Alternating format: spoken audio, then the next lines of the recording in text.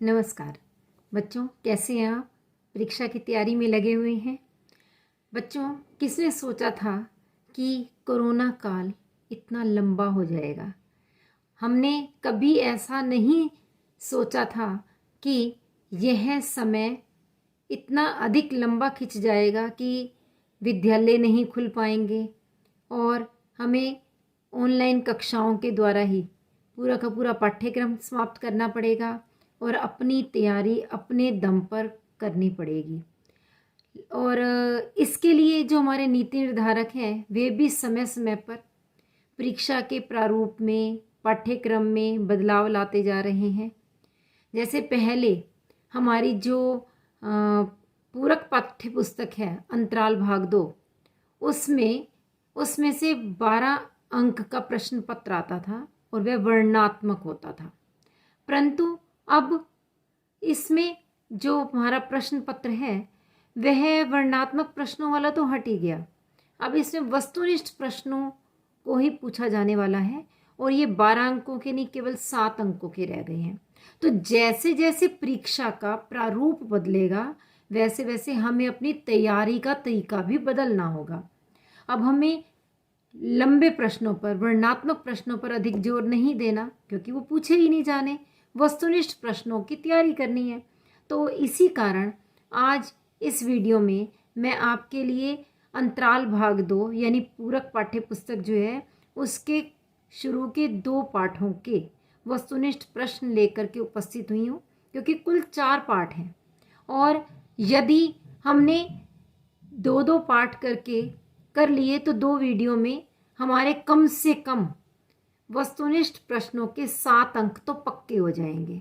तो आपको ऐसा ही करना है कि अपने तैयारी को पूरी तरह से रखना है ताकि समय पर सीबीएसई परीक्षा जब हो तो आप अच्छे अंक ले सकें। तो उसके लिए तैयार है ना बच्चों? आपको प्रश्नों के बहुविकल्प मिलेंगे और जो 4 विकल्प दिए गए होंगे उनमें से आपने पहले स्वयं छांटना है कि सही उत्तर क्या है और उसके पश्चात मैं यहाँ पर साथ ही साथ उत्तर भी बताऊँ ताकि आप सही उत्तर से भी परिचित हो सकें। और यदि आप विस्तृत रूप से पाठ को जानना चाहते हैं तो मेरी पहले से बनाई गई वीडियो के लिंक भी मैं शेयर कर दूंगी।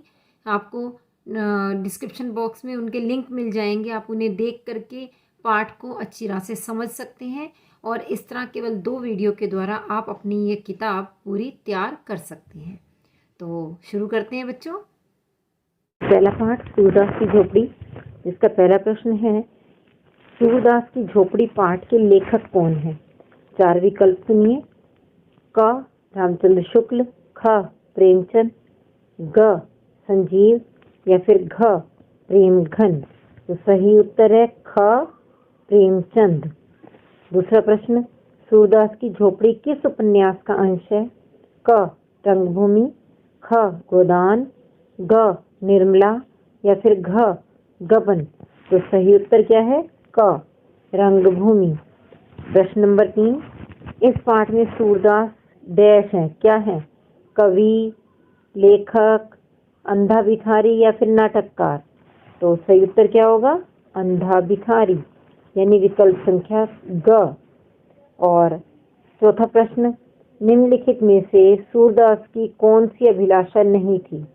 क बेटे मिठुआ का ब्याह करना, ख एक पक्का मकान बनाना, ग पितरों का पिंडदान करना या घ गांव के लिए कुआं बनवाना। तो सही उत्तर क्या रहेगा? ख एक पक्का मकान बनाना उसकी अभिलाषा नहीं थी। प्रश्न संख्या 5 है भैरव की पत्नी का नाम क्या था?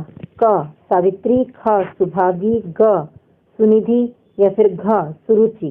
तो सही उत्तर क्या होगा? सुभागी, ख वाला। प्रश्न संख्या 6, सूरदास की झोपड़ी में आग किसने लगाई? क जगधर, ख नायकराम, ग भैरव या फिर घ घीसू। तो आग लगाने वाला कौन था? भैरव, यानी ग विकल्प सही है। प्रश्न संख्या 7, सूरदास ने कितने रुपए जोड़ रखे थे? 200 रुपये, 300 रुपये, 500 रुपये या फिर 1000 रुपये। तो सही उत्तर क्या होगा? 500 रुपये। अगला प्रश्न, सूरदास की झोपड़ी में आग लग जाने के बाद सुभागी क्या निर्णय लेती है? क, सूरदास के साथ रहने का, या फिर ख, स्वयं कमाकर सूरदास के रुपये लौटाने का, या ग, भैरव से पोटली लेकर सूरदास को लौटाने का, या घ, सूरदास से बदला लेने का। तो सही विकल्प क्या है? भैरव से पोटली लेकर सूरदास को लौटाने का, ग वाला। और प्रश्न संख्या 9, सूरदास की डैश प्रवृत्ति उसमें विजय गर्व की तरंग भर देती है। कौन सी प्रवृत्ति? हार न मानने की, या प्रतिशोध लेने की, या प्रतिशोध या फिर दूसरों को नीचा दिखाने की, और घ, पड़ोसियों से ईर्ष्या रखने की। सही विकल्प क्या होगा? हार न मानने की। 10वां प्रश्न है, निम्नलिखित में से कौन सी सूरदास के चरित्र की विशेषता नहीं? निर्णय लेने की क्षमता, आशावादी दृष्टिकोण, कर्मशीलता, निराशावादी दृष्टिकोण। तो कौन सी उसके चरित्र की विशेषता नहीं है? निराशावादी दृष्टिकोण। 11वां प्रश्न, तो हम 100 लाख बार बनाएंगे कथन किसका है? सूरदास का, मिठुआ का, नायक राम का, या फिर जगधर का? सही उत्तर होगा सूरदास का। 12वां प्रश्न, सूरदास के अनुसार उसके लिए लज्जा की बात क्या थी? भीख मांगना, छोटी सी झोपड़ी में रहना, 500 रुपये की धनराशि जमा करना, या फिर झोपड़ी जलने का दुख मनाना। तो सही विकल्प है 500 रुपये की धनराशि जमा करना। 13वां प्रश्न, खेल में कोई रोता है किसने कहा? मिठुआ, घीसू, सुभागी, या जगधर? सही विकल्प होगा ख, घीसू, जो कि मिठुआ का मित्र था। 14वां प्रश्न, यह फूस की राख न थी, डैश की राख थी। किस चीज की? उसकी अभिलाषाओं की, वस्त्रों की, लकड़ियों की, या उपलों की? तो सही उत्तर है उसकी अभिलाषाओं की राख थी। 15वां प्रश्न, सुभागी ने सूरदास की झोपड़ी में शरण ली क्यों की? क, उसका पति नशे में उसे रोज पीटता था। ख, वह सूरदास से प्रेम करती थी। ग, वह अपने घर से छुटकारा चाहती थी। या घ, उपर्युक्त में से कोई नहीं। तो इसका सही उत्तर क्या होगा? क, उसका पति नशे में उसे रोज पीटता था। 16वां प्रश्न, निम्नलिखित में से भैरव की चारित्रिक विशेषता कौन सी है? शक्ति स्वभाव, चोर प्रवृत्ति, ईर्ष्यालु, या उपर्युक्त सभी? तो सही उत्तर है उपर्युक्त सभी। 17वां प्रश्न, ईमान गंवाने पर भी कुछ हाथ नहीं रखता किसने कहा? सूरदास, जगधर, भैरव, या सुभागी? तो सही उत्तर है भैरव। 18वां प्रश्न, चूल्हा ठंडा किया होता तो दुश्मनों का कलेजा कैसे ठंडा होता? यह कथन किसका है? नायक राम, जगधर, सुभागी, या फिर घीसू? तो यह उत्तर है सही वाला नायक राम का विकल्प सही है। तो बच्चों, इस प्रकार ये पहले पाठ के बहुविकल्पीय प्रश्न पूरे हुए। अब हम बढ़ते हैं दूसरे पाठ की ओर। दूसरा पाठ है आरोहण, और इसका पहला प्रश्न, रूप सिंह कितने वर्ष बाद अपने गांव वापस आया था? 10 वर्ष, 11 वर्ष, 13 वर्ष, या फिर 15 वर्ष? सही उत्तर है 11 वर्ष। दूसरा प्रश्न, रूप सिंह शेखर के साथ किस बस स्टॉप पर उतरा? देवकुंड, हिमांग, माही, या दार्जिलिंग? सही उत्तर क्या है? देवकुंड। तीसरा प्रश्न, आरोहण कहानी की मूल संवेदना डैश है? कौन सी है? गरीबी, भ्रष्टाचार, रिश्तों में खटास, या पर्वतीय प्रदेश के लोगों का संघर्ष? तो यही वाला ही उत्तर सही है, पर्वतीय प्रदेश के लोगों का संघर्ष। चौथा प्रश्न, निम्नलिखित में से कौन सी भूप दादा के चरित्र की विशेषता है? आत्मविश्वासी, धैर्यशील, स्नेहशील, या उपयुक्त सभी?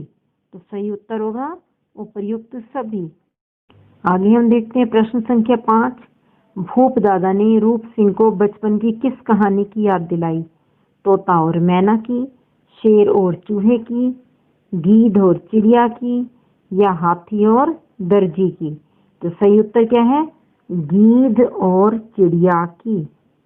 अगला प्रश्न, कुहासे का होना क्या मायने रखता है इन पहाड़ों में? इसे तो कोई पहाड़ी ही समझ सकता है। रिश्ते तक धुंधला जाते हैं। आरोहण कहानी के रूप में, आरोहण कहानी के अंदर रूप सिंह के इस कथन में क्या झलकता है? क, जीवन व्यथा, ख, प्राकृतिक सौंदर्य, घ, रिश्तों की कड़वाहट, या घ, पहाड़ के लोगों की समझदारी? तो सही उत्तर है जीवन व्यथा। अगला प्रश्न, शैला कौन थी? भूप सिंह की पत्नी, या रूप सिंह की भाभी, या महीप की माँ, या फिर उपयुक्त सभी सही है? तो उपयुक्त सभी सही हैं। 8वां प्रश्न, अपने ही घर लौटते हुए रूप सिंह को एक अजीब किस्म की झिझक और लाज क्यों हो रही थी? इसके 4 विकल्प हैं। पहला, क्योंकि उसने पिछले कई वर्षों से घर के सदस्यों से कोई संपर्क नहीं रखा था। दूसरा, क्योंकि वह मात्र 4000 रुपये की नौकरी कर रहा था।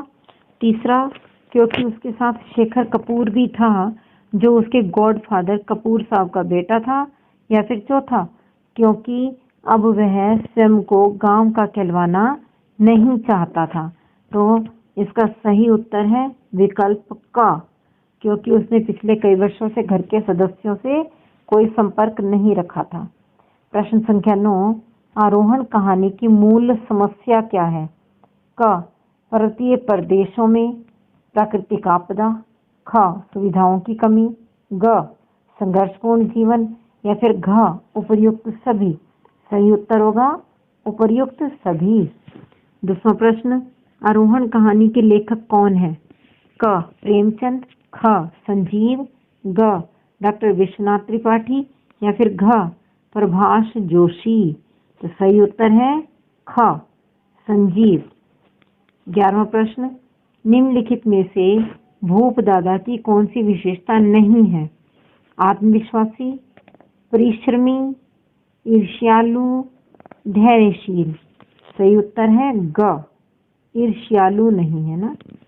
12वां प्रश्न है, पहाड़ों पर रहने वाली स्त्रियों में प्रायः कौन सी विशेषता नहीं मिलती? क, परिश्रमी, ख, सीधी व सरल, ग, पढ़ी लिखी, घ, स्वाभिमानी? तो सही उत्तर है ग, पढ़ी लिखी, क्योंकि अधिकांश पहाड़ों पर रहने वाली स्त्रियां बहुत कम पढ़ी लिखी या फिर अनपढ़ ही होती हैं।